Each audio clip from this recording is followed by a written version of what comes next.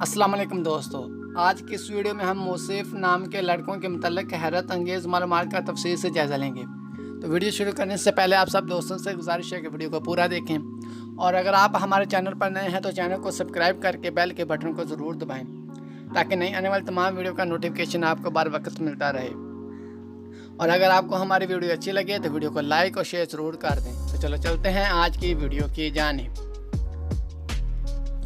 नाम मौसिफ। मौसिफ की स्पेलिंग है MUASSIF। मौसिफ नाम का मानी है काबिल तारीफ। जिन्स लड़का। मज़हब मुस्लिम नाम। Lucky number 3।